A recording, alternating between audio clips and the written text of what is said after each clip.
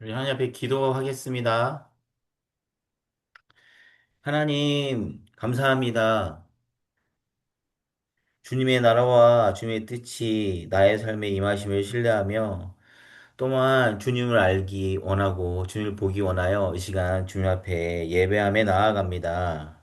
주님, 말씀을 통하여서 오늘 예배를 통하여서 거룩히 살아갈 힘과 두려움없는 믿음을 허락하여 주시옵소서. 이 시간 저희가 주님 앞에 고백할 것은 나의 하나님, 완전한 사랑이신 그 주님을 우리가 이 시간 찬양합니다. 이 놀라운 고백처럼 우리의 삶 가운데 놀라운 하나님을 온전히 누리며 살게 주님 도와 주시옵소서.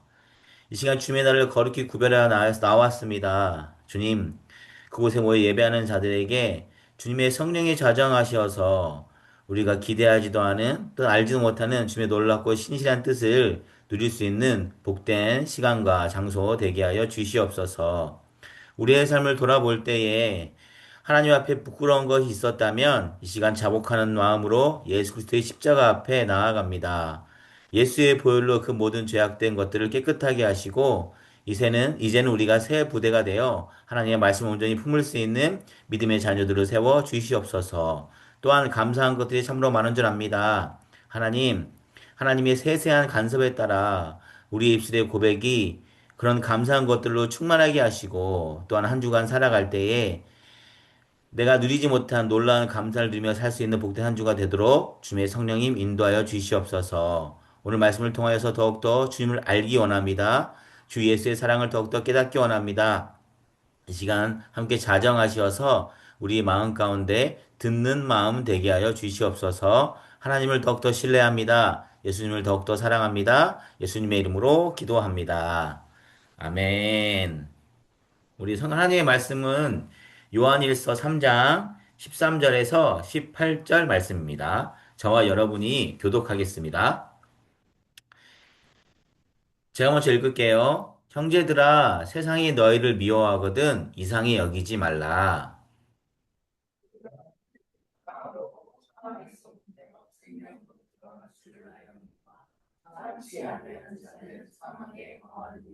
그 형제를 미워하는 자마다 살인하는 자니 살인하는 자마다 영생이 그 속에 거하지 아니하는 것을 너희가 아는 바라.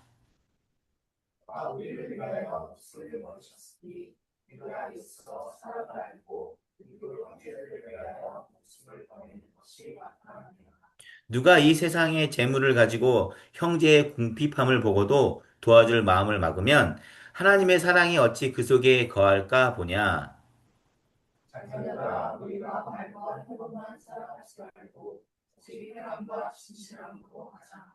아멘. 오늘 말씀은 형제들아 서로 사랑하라 라는 제목을 가지고 요한일서 3장 13절에서부터 18절의 말씀을 여러분과 나누려 합니다. 오늘 공교롭게 부모님들이 많이 계시네요. 부모님들은 언제 마음이 좀 아플까요? 제가 봤을 때는 자녀가 몸이 아프거나 또 자녀가 행복하지 않거나 또한 자녀가 성공하지 못하고 실패를 경험할 때에 아마도 부모님들의 마음은 그런 마음에 공감이 되기도 하고 또한 위로의 마음이 되기도 하고 여하튼 그 자녀가 아픈 것보다 내가 아픈 것이 더 낫다라고 생각할 정도로 우리는 자녀들에 대해서 많은 생각을 가지고 사는 것 같아요. 그런데 저희 어머니가 항상 제 동생하고 저랑 싸울 때에 가장 마음이 아파하셨다고 하시더라고요. 저희 어머니 말로 이것들이 밥을 먹여놨더니 싸움질하고 있어 그러시더라고요.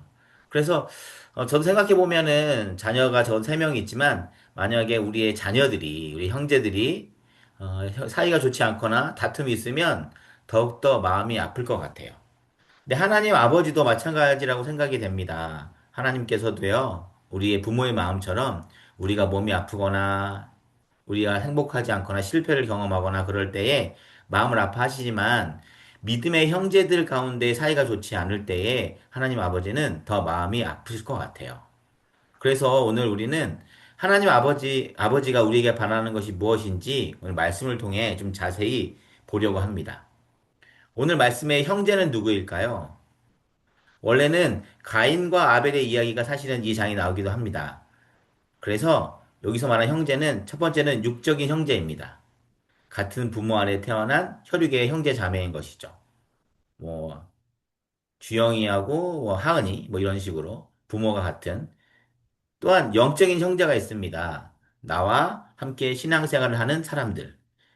그래서 우리들이 좀 생각해 볼 것은 교회 안에서는 부모님과 사실은 이보연과 오주영도 한 형제 자매가 될 수 있는 것이죠. 믿음 안에 봤을 때.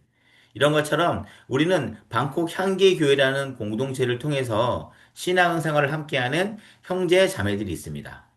오늘 말씀의 권면은요, 이 두 형제 모두에게 하시는 말씀입니다.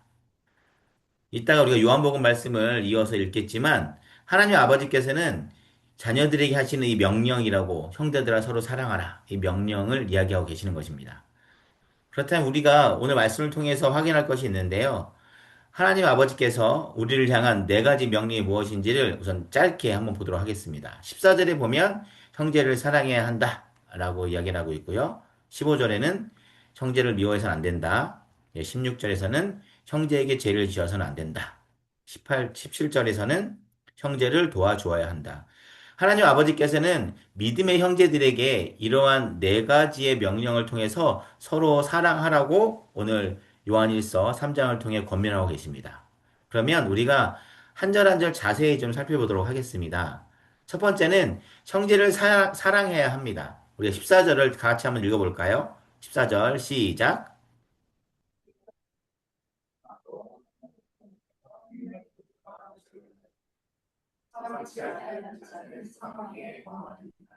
자, 이 말씀을 우리가 보면 자세히 알 수 있듯이 형제를 사랑해야 되는데 어떻게 사랑해야 하냐? 우리가 형제를 사랑한다면 그들에게 사망이 옮겨 생명에 들어가게 해야 한다는 우리는 그러한 사명이 있습니다.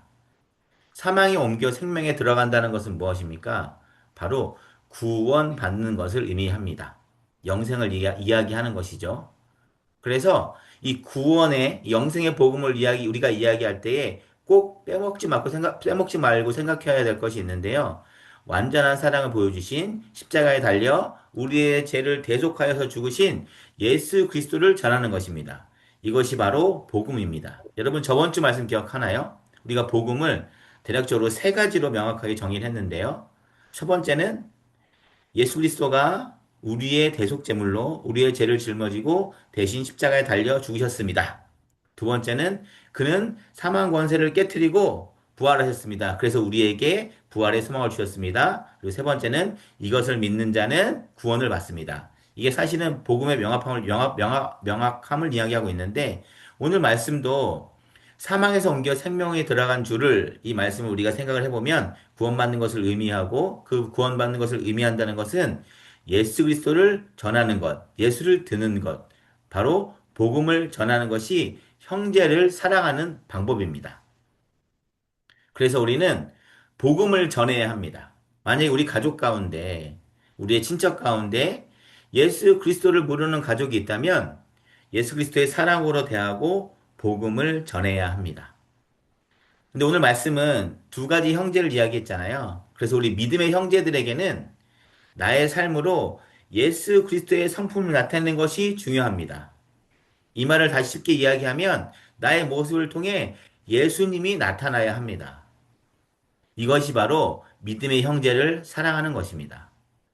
여기에 모인 방콕 향기교회 지체 여러분들 가운데, 우리들의 관계 가운데 예수 그리스도의 형상이 나타나기 원합니다.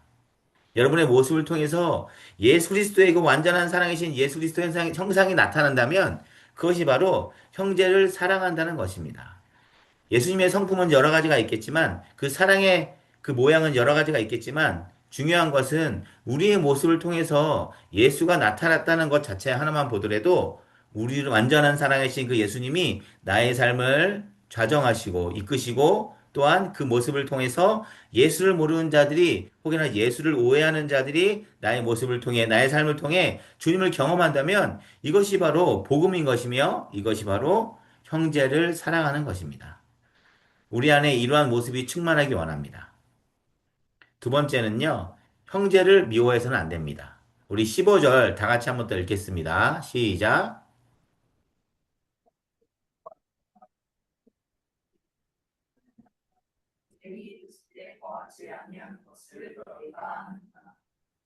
오늘 말씀은 우리에게 어쩌면 경고의 메시지를 주고 있습니다. 미워하는 자는 살해하는 자다라고 이야기합니다.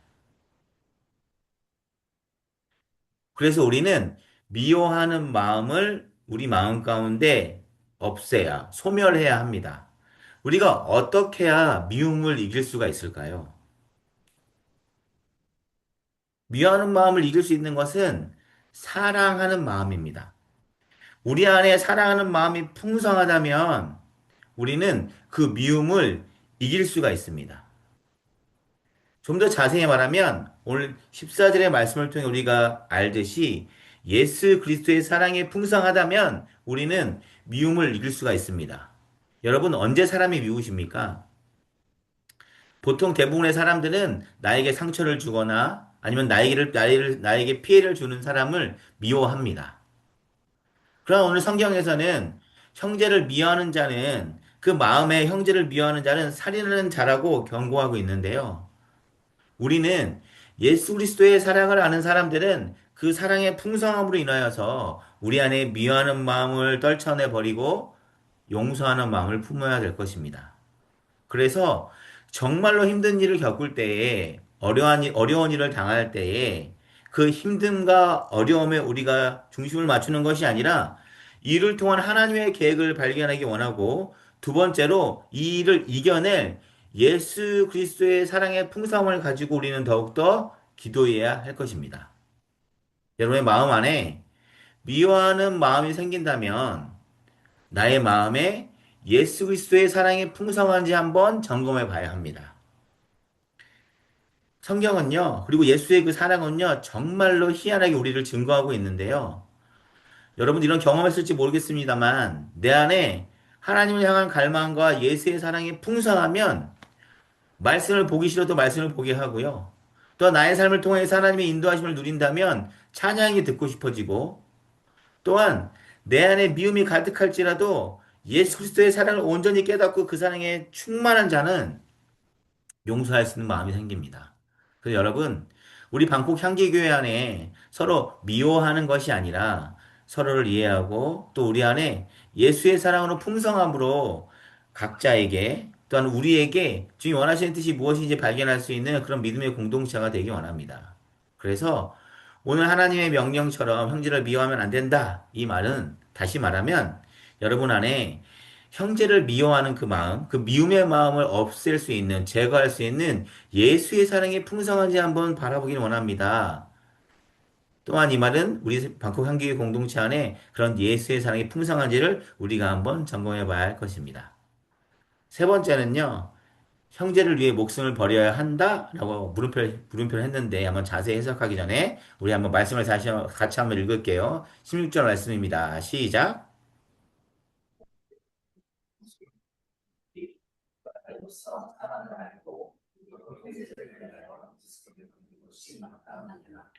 자, 여러분 이 말씀을 그대로 직역하면은 좀 어려울 수 있습니다.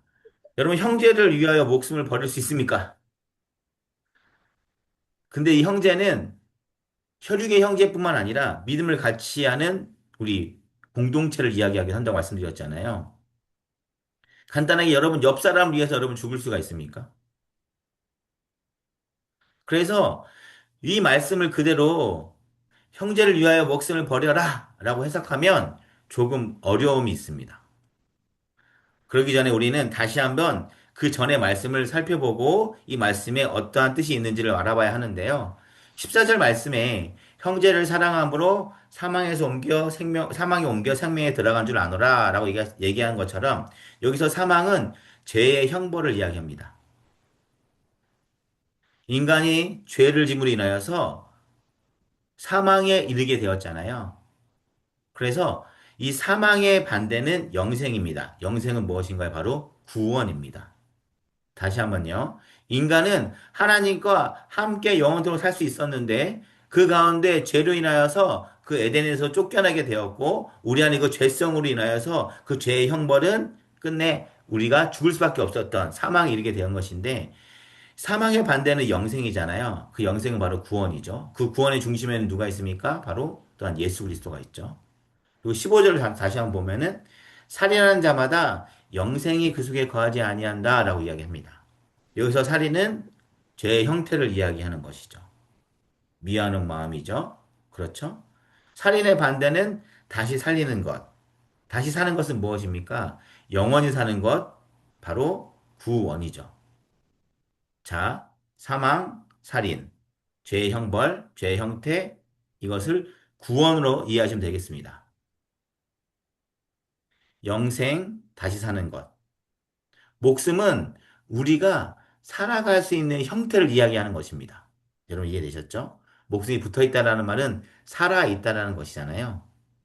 그래서 목숨을 버리란 말은 구원에 이르지 못하는 영생하지 못하는 죄를 버리라는 것입니다.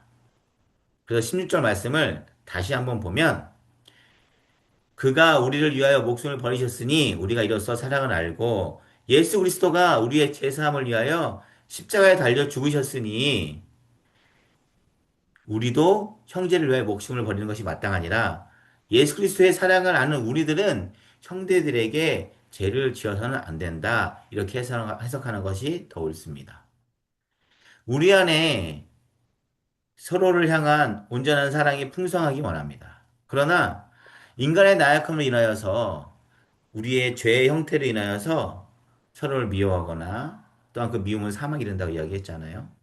일단 서로의 필요를 채우는 것보다 서로에게 우리의 이익을 위해서 서로 우리가 만남을 취한다거나 또한 그런 욕심 때문에 우리 안에 그 욕심으로 인한 그 죄의 형태가 나타나서는 안 됩니다. 이 방콕 향기교회 안에 있는 모든 공동체 여러분, 믿음의 형제 여러분들, 우리 안에 서로 미워하거나 그런 죄의 형태의 모습을 가지지 않기를 원합니다. 그래서 오늘 16절 말씀 우리에게 이야기합니다. 예수 그리스도가 우리를 위해 죽으셨으므로 내가 영생을 얻었듯이 너희 또한 너희를 죽여버리는 그런 죄의 속성에서 벗어나야 하는데 형제들을 위하여 여러분들이 죄를 지어서는 안 된다라고 해석하는 것이 더욱더 타당하다고 생각합니다. 그리고 마지막 네 번째는요. 17절인데요. 우리 다 같이 한번 읽겠습니다. 시작.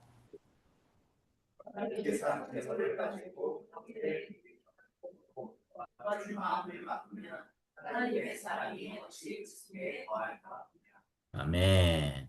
여러분, 도와줄 마음이라는 메시지 좀 더 귀를 기울이시면 좋겠습니다. 너희는 마음을 다하여 뜻을 다하여 주 너희 하나님을 사랑하라.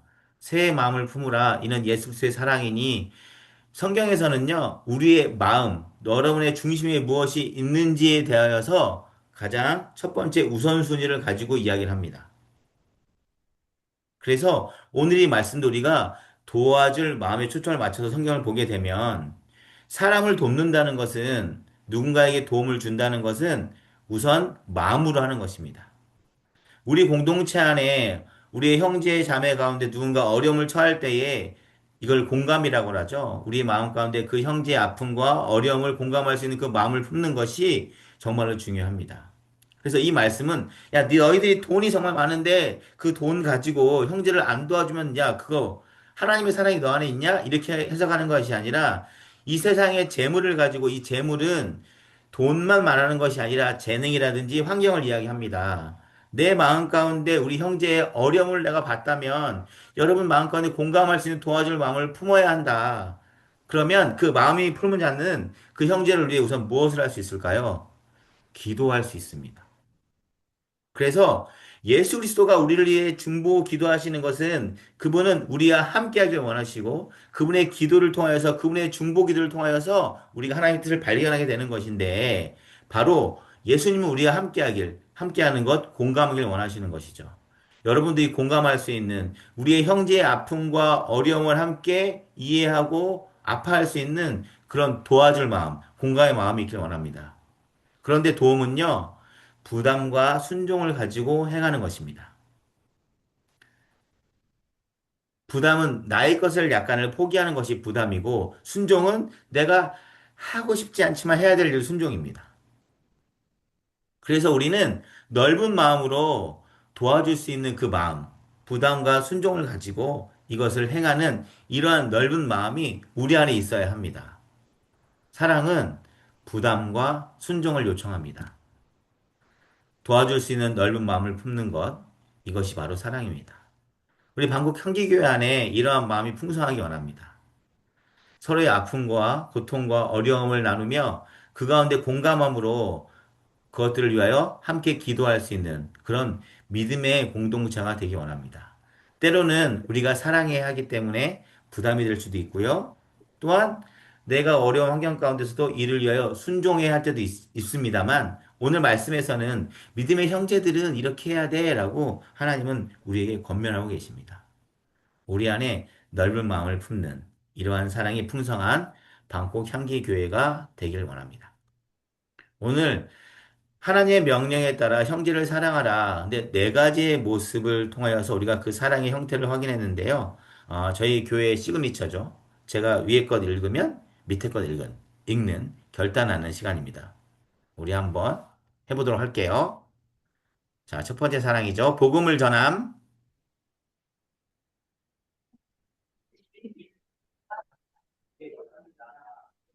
아멘. 용서를 해야 함.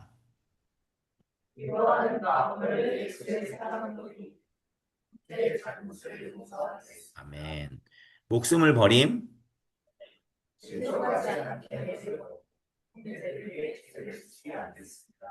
자, 마지막 도와줌.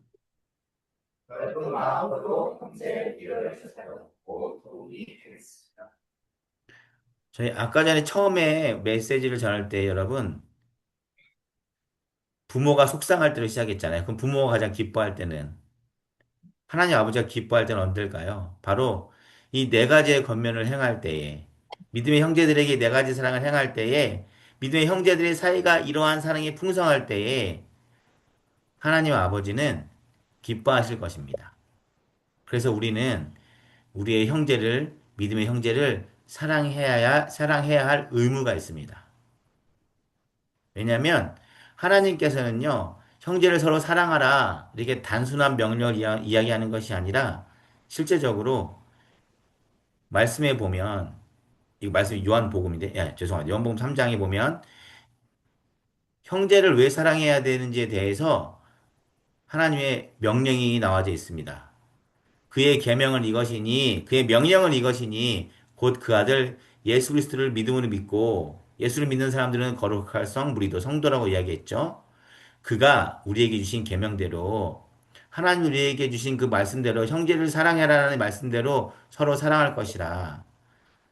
만약에 형제를 사랑하라는 말은 계명을 지키는 자는 주 안에 거하고 주는 그의 안에 거하시나니 우리에게 주신 성령으로 말미암아 하나님이 우리 안에 거하시는 줄을 우리가 아느니라. 자, 보면은 두 번째 24절에 보면 우리가 형제를 사랑하면 주 안에 내가 주 안에 거하고 주가 내 안에 거합니다라고 하는 1인칭이라는 표현이 나옵니다. 그러나 후반절에 가면 그가 어디 안에 거해요? 우리 안에 거하시는 줄을 우리가 아느니라.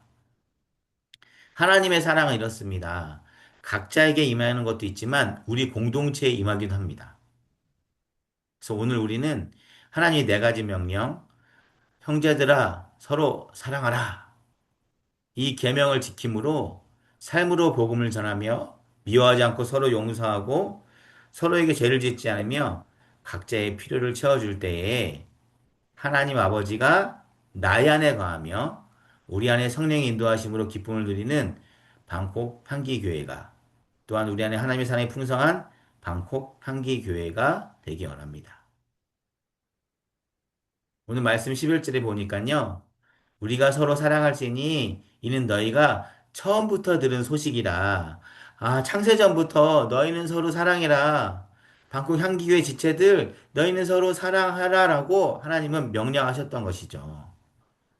그런데 우리가 이 사랑의 형태를 오늘 알았잖아요. 요한일서 3장 18절에는 분명히 우리에게 이렇게 이야기합니다. 우리 다 같이 한 목소리로 한 번 더 읽겠습니다. 요한일서 3장 18절입니다. 시작.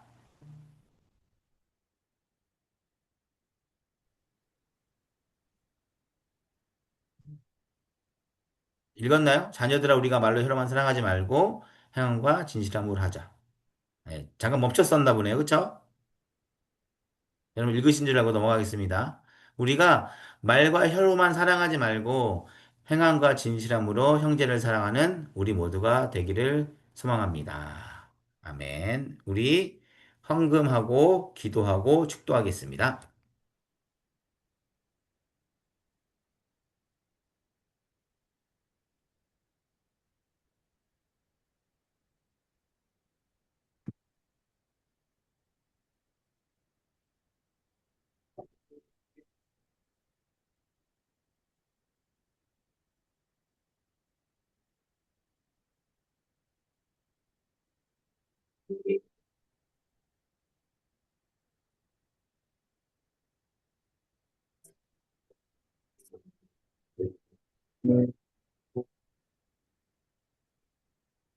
자, 우리 서로를 향하여 할까요? 네. 서로를 향하여서 우리 구해합시다.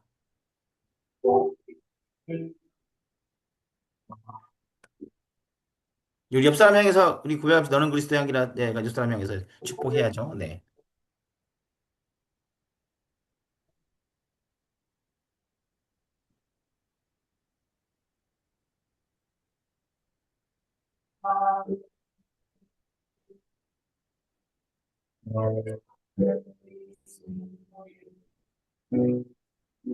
뒷사람도 한번 해보실까요? 네, 예, 예. 이게 저만 보고 하지 마시고 다 저한테만 하고 있는 것 같아서. 네, 서로에게. 네.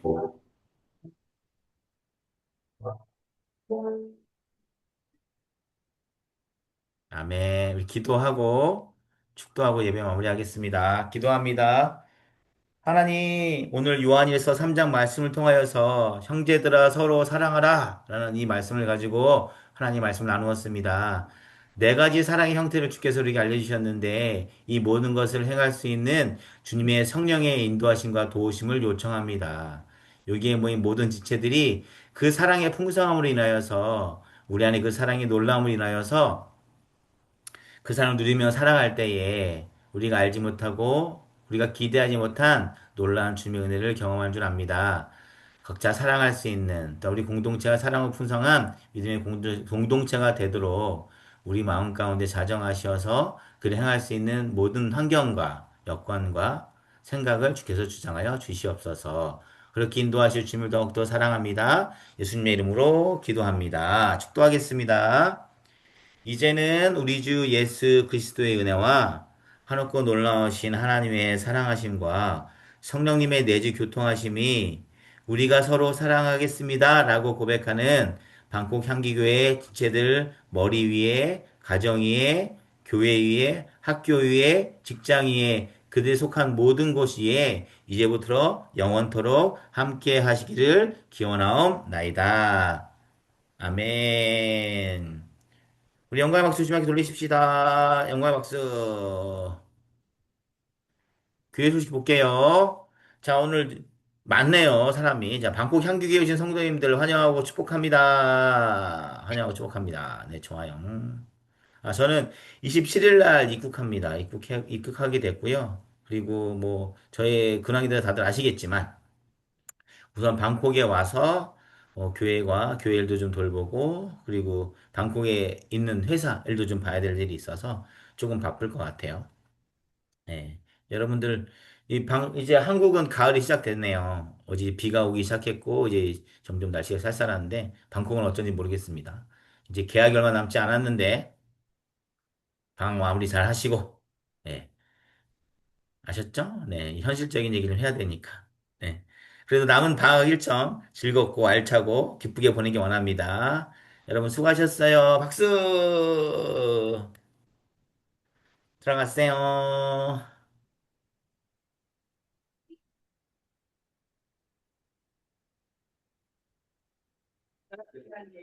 멈췄다. 멈췄어? 오늘 많이 멈췄었어? 네. 아, 됐어요. 그래? 여기 목사님 저희 그 프로젝트 봉사활동 하는데 응, 그똥 집사님 어, 그러니까 저희 기관 있잖아요. 응, 민족 응. 거기 기관 학위선 좀 받을 수 있을까요? 그 기관 확인서 아마 교회 네. 커뮤니티 같은데 한번 물어볼게. 근데 사인을 다 받았어? 그 글씨를 쓰는 것도? 사인을 우리가 따로 못 받았어요. 네, 학교에서 그거 말고 그 기관 공처를 필요로 해서. 한번 물어볼게, 내가. 감사합니다. 그래, 감사합니다. 안녕. 안녕. 안녕.